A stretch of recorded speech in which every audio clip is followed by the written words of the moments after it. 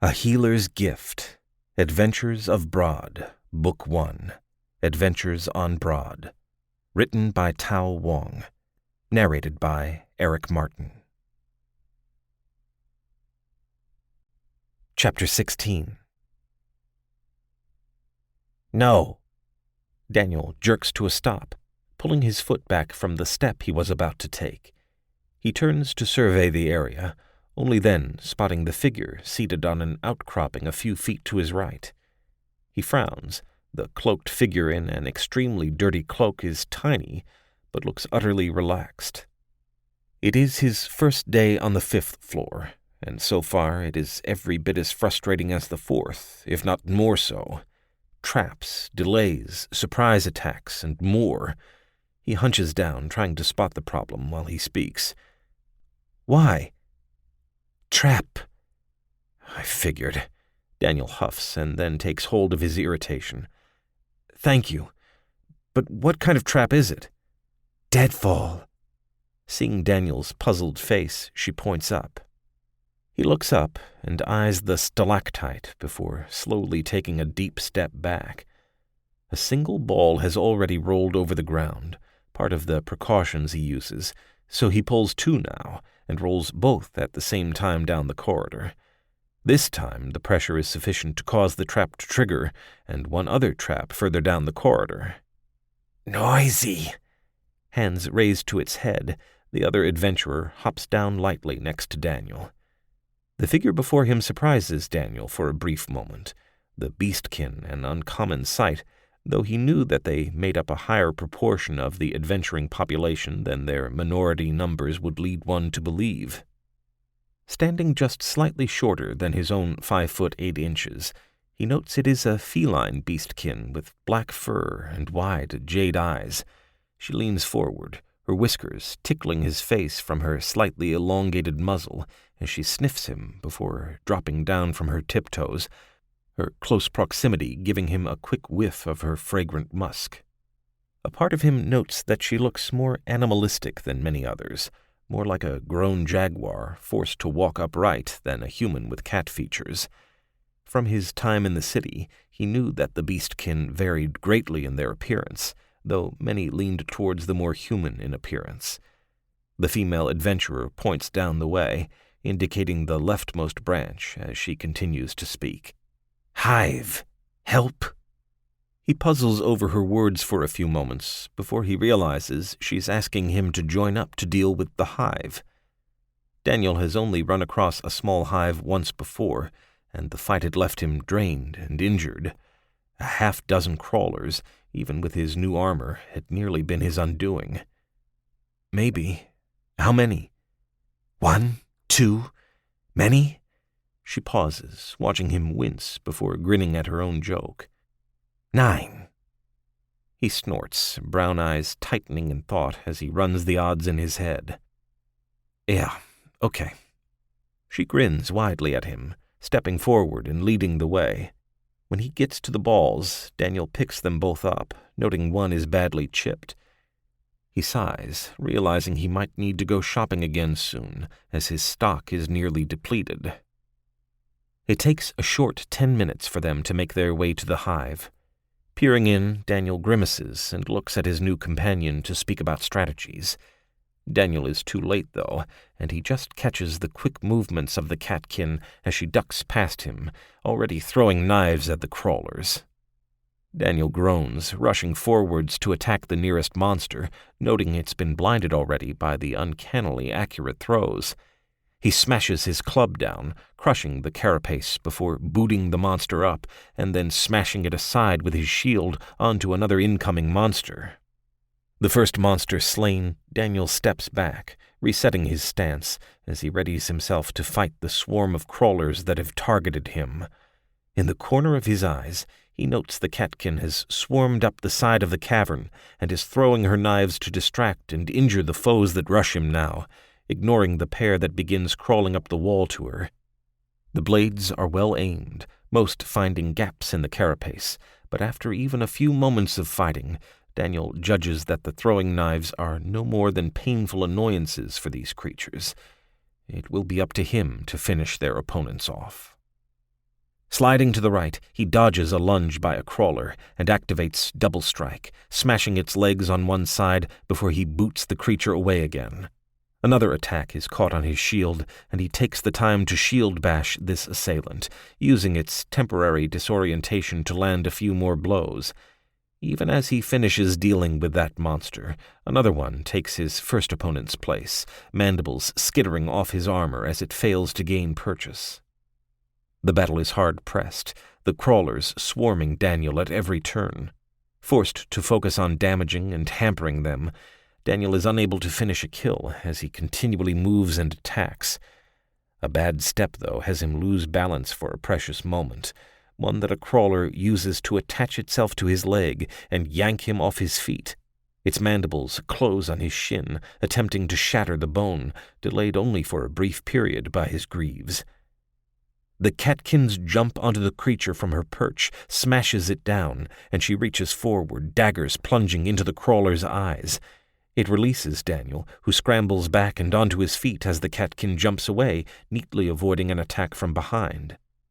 The remainder of the fight passes without further life-threatening incidents, and in the end, Daniel slumps amongst the bodies, sweat covering him and sticking his brown hair to his face.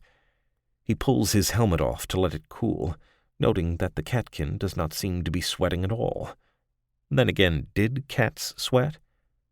After a brief rest, they work to collect the monostones and the additional sack drops. Thankfully, they didn't need to haul the feces upstairs. The hired adventurers who worked for the guild did that with the broken-down exits where alchemists dissolved them again into their component parts to await the chemical sacks. Housekeeping done, Daniel turns to the catkin, who is busy cleaning her daggers with a cloth and water. "Thank you." "More?" She points down the way while putting away her cloth amongst an impressive array of knives. "Why not?" "Why haven't I partied up before?" Daniel muses to himself as they exit the dungeon after a very successful day into a brisk winter weather. The catkin's ability to sense traps and sniff out the crawlers meant that he traveled faster and backtracked less today. On the other hand, more than once, he was able to help guide her around a faster entrance or exit due to his own mapping skill. And it was obvious, at least to Daniel, that the catkin had been having trouble fighting the crawlers. She could kill one or two on her own without issue, but on the 5th floor, the crawlers often came in larger numbers. Without the raw strength to shatter their carapace, the catkin must have been forced to fight a battle of slow attrition in great danger to herself. There was one thing that bothered Daniel about their partnership, though, and as the catkin heads off, he rushes forward to touch her on the shoulder. She snarls, hunching down and popping a pair of claws before realizing it's him and relaxing slightly, though she still backs away from the adventurer. "Sorry, I just don't know your name," Daniel apologizes, pulling his hand back. "Asen," she purrs, resting a hand on her chest. She points to him and mutters, "Daniel." "Yeah." He wonders how she knows his name, but dismisses it. "You know, we did pretty good last night. Do you want to do this again tomorrow?" Asen pauses, looking the young man up and down. Daniel was not unknown to her. The clinic was one of the few locations that took in beastkin for treatment, and as such, all the workers in the clinic had a level of notoriety among the beastkin minority in Karlak. In addition, she has secretly watched the young man's progress for the last few days as he worked through the level. In truth, Daniel's judgments about her progress were spot on, and she had been considering traveling back up a floor to gain strength before attempting the 5th floor. All these thoughts pass through her head quickly before she nods affirmatively, waving goodbye to the young man as Asen heads into the guild to sell their collected loot. "I tell you, my cousin says there's been a lot of activity in the borderlands this winter. Last time that happened, we saw raids all through the winter," Ken expounds from his usual table. The guards around him nod in understanding, recalling that his cousin's a griffin scout for the kingdom. While the guard was a loudmouth, he did not lie about the important things, and orc raiders were definitely important. Daniel waves to the group, catching the tail of the end of the conversation as he joins them at their table, a mug of beer in his hand. He plops down in the seat with a contented sigh, drawing deep of the beer. "Good day?" Unusually, it's Kurtzman who speaks first after the initial round of greetings as he spots the more relaxed mood the young man is in. "Yeah, it was. Did very well today. I met a catkin today and we worked on clearing the 5th floor together. Finished off quite a few nests," Daniel answers quite proudly. Working with Asen, Daniel had made more today by a significant margin than any previous day, and they hadn't even spent the whole day working together. He cannot wait for tomorrow. As such, Daniel isn't ready for their reactions. "Beastkin," one guard spits to the side, the rest grimacing at his choice of companions. More than a few shake their head, their estimation of the young adventurer falling a little. "What? Why?" Daniel frowns, wondering what is up with his friends. "Look, we're not prejudiced or anything, Daniel, but we're guards, you know." At Daniel's nod, Ken continues.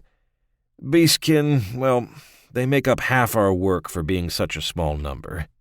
Seems like every time we turn around we're catching another one of them kind and locking them up. They're just criminals, most of them. Petty thieves, swindlers, con artists, and more. They're either thieves or adventurers, and the adventurers aren't much better. Just trouble. We should just kick them out," grumbles another red-headed guard. Daniel frowns, staring at his friends, and considers their words. He wasn't a guard, so he couldn't talk about their experiences, but she was real helpful to me, knew where all the traps were, and backed me up when I needed it. We made really good time. Ken holds his hands up placatingly. "I'm sure she's good. There's always a few good ones. Just, the rest of them." Somewhat mollified, Daniel turns his attention back to his meal, though a part of him is disturbed by the conversation, though the young adventurer is unsure what it is exactly that concerns him. Chapter 17. The next morning, Asen is surprised to see Daniel waiting for her at the dungeon entrance, chewing on a loaf of bread and cheese. Since neither of them had thought to arrange a meeting time, Daniel had just decided to get up early and wait for the catkin. The catkin slows down for a moment, pulling her cloak tight around her body as she struggles with her feelings. Daniel has been the first human adventurer who has agreed to and kept his promise of partying up with her again, a fact that stung Asen's pride. Now faced with a human that keeps his word, the catkin finds herself confused at her own reactions. The storm of emotion is pushed aside as Daniel finally catches sight of Asen and waves to her, gulping down the mouthful of bread. Asen will test him today, see how he reacts. Even if Daniel worked with Kyra, humans were still not to be trusted. "Morning, Asen." Daniel smiles and stretches. "Are you ready?" Asen nods in confirmation, hands quickly doing a quick pat-down to check that all her weapons and supplies are on hand. Next to them, the pair of guards who are on night duty watch the catkin with ill-disguised suspicion. Daniel's eyes narrow slightly, for the first time noticing the guards' reactions. Yet it is not the time to say anything about it, for the catkin strides right past them all, walking into the entrance and heading for the portal stone. At the stone, she waits for Daniel to catch up before she raises her hand with all her fingers spread to confirm the floor they will work. Daniel nods agreeably, and after she has been transported down, places his own hand on the portal stone. "Cold," Daniel mutters after checking his surroundings for dangers. Asen can't help but agree with his comment. It always took her a while to get the bone-chilling cold out from her bones. Bent slightly forward, her ears swivel as she listens to the noises coming from the passageways that surround them. There was slight noise coming from two, a third there is none, and in the fourth passageway she can hear the regular ring of pickaxes on set excrement. That ruled out the third and fourth passageways. Prowling to the other two, where she hears faint sounds, she sniffs at the air, sorting through scents, before making her final decision. Daniel watches Asen work without comment, having seen this particular routine a few times already. He marvels at the way her whiskers twitch, sensing the shift in air currents, something that he had to purchase the sagebrush for and wave around to notice. It was useful knowledge to have, since passageways with higher airflows most likely meant more openings that were available for travel. It was no guarantee, but nothing on these floors were. As Asen sets off ahead of him, Daniel follows a short distance behind. Neither adventurer moves fast, Asen scanning the floor and ceilings for traps, Daniel watching for monsters ahead and behind them as best he can. It is only 15 minutes in before Asen finds her first trap, a simple deadfall that had been covered by the thinnest level of excrement and dirt. She pauses to point it out to Daniel before moving forwards, leaving Daniel to smash the trap open with his mace. It is only a temporary solution, for a crawler would be by soon enough to fix it, or perhaps even the dungeon itself would do so. Scholars still debated how dungeons fixed traps, and even why traps were present in dungeons. Many felt the traps were like the monsters, formed out of the corruption in mana by Baal. However, that explanation fell short of why Baal or the corruption would even bother, as traps themselves were inanimate, unlike the monster children of Baal. Alternative explanations have risen, that there was not one type of corruption, but many, and that each type related to a different monster or trap, or that the traps themselves were fixed by another unseen monster. In the end, the truth was, as far as Daniel could ascertain, no one truly knew, and neither Erlist or Baal was telling. The first crawler they encounter, Asen rushes ahead to fight it alone, ducking beneath the first strike of its mandible to slash with her daggers. The space ahead is too tight for Daniel to join in the battle, not effectively, so he stays behind to watch. Asen's techniques are different from his, relying entirely on speed and precision to cause damage, dodging attacks by inches before lashing out. It makes Daniel feel like a lumbering ox, slow-moving and ungraceful. At least, he comforts himself, her techniques against the crawler are less effective due to its tough carapace. On the other hand, she must have been a nightmare for the kobolds to face. The next crawler they encounter, Asen smugly hops aside and onto a ledge with a chuffed, "Yours!" Daniel snorts and steps in, bashing the creature with his shield before pounding on the carapace. When the crawler recovers, its return bite is caught and deflected on a shield and mace, Daniel taking the momentary leverage to kick it with his foot before going back to pounding on it with his mace. The fight is brutal, rough, and lacking the finesse of the previous one, but it is shorter. Panting, Daniel stretches after the fight to force more air into his lungs. Thank Erlist dungeons somehow circulated their air, otherwise it would have been much more difficult to survive down this far. Pushing aside the unnaturalness of it all, Daniel nods again to Asen to continue their exploration. Fight after fight, cavern after cavern, the two explorers move through the passageways with brutal efficiency. Each trap they find, they set off. Each monster they kill.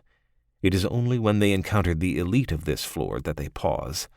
A single elite crawler, larger than any others, with legs tipped with serrated claws, guard the treasure chest.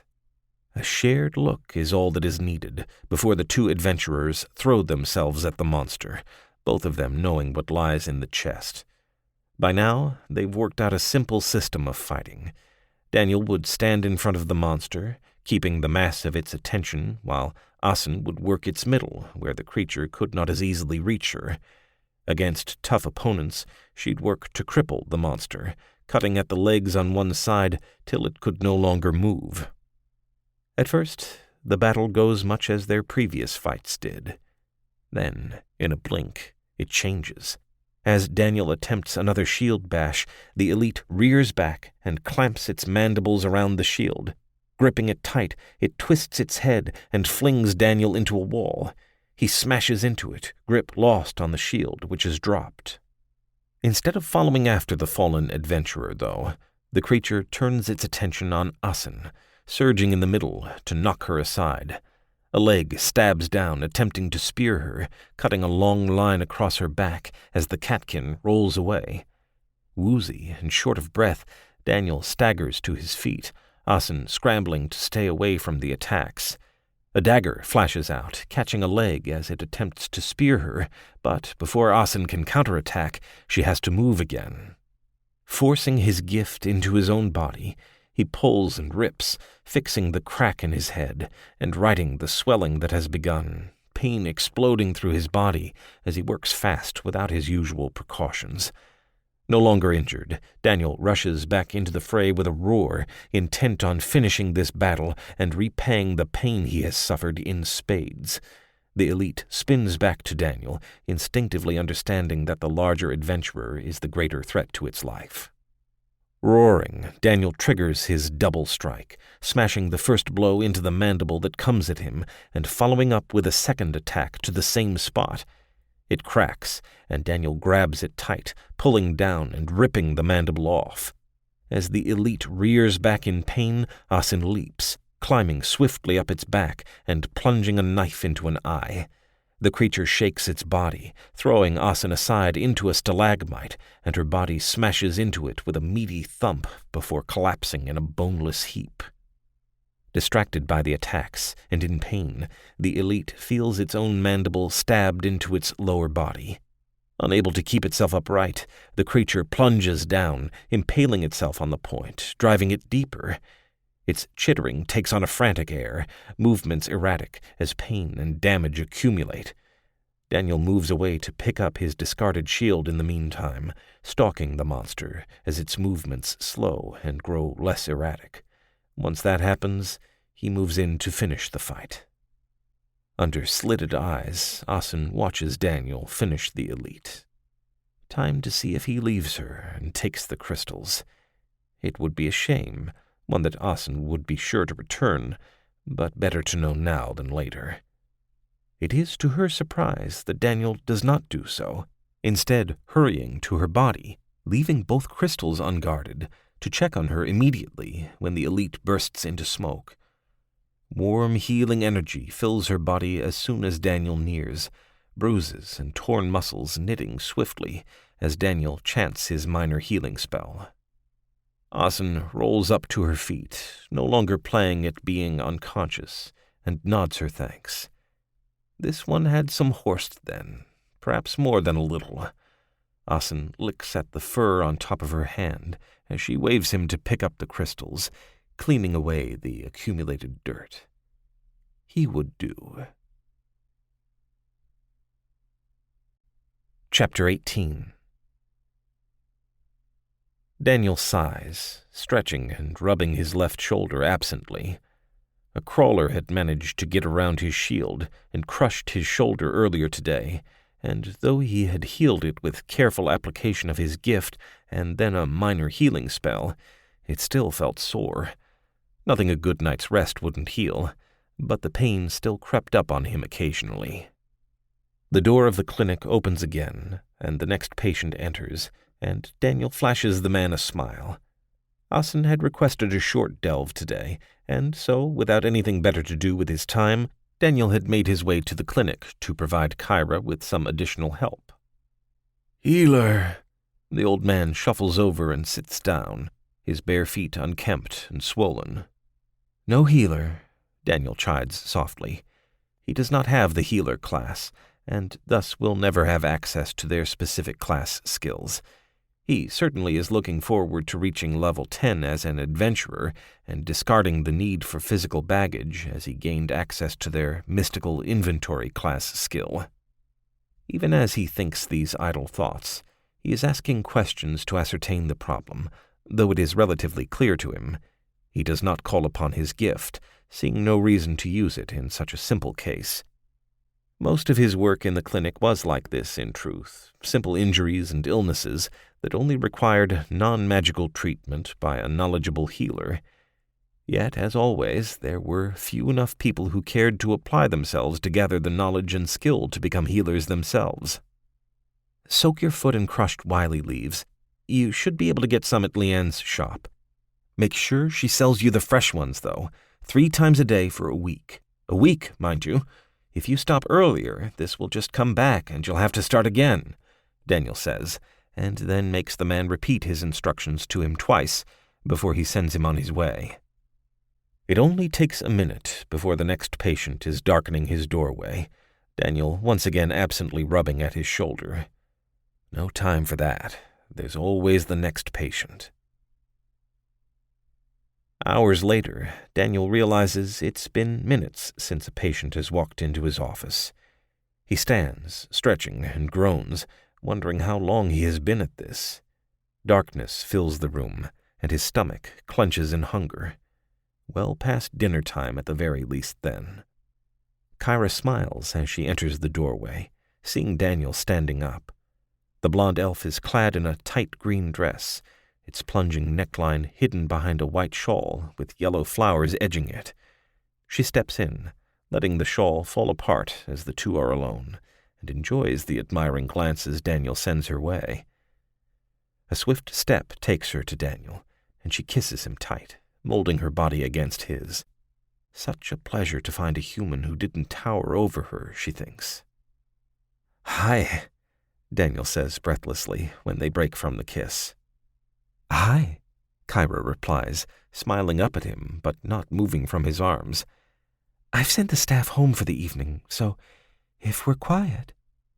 Daniel grins, not needing another reply, and picks her up, walking to the nearby table. Such a pleasure to find a human of her height who was so strong, amends Kyra. Then she's not thinking much of anything for a while. Stomach rumbling, Daniel pulls his pants up and looks at Kyra, who comes back from the restroom. "Care for dinner?" "Yes, I do believe so," Kyra says, leaning forwards and kissing him.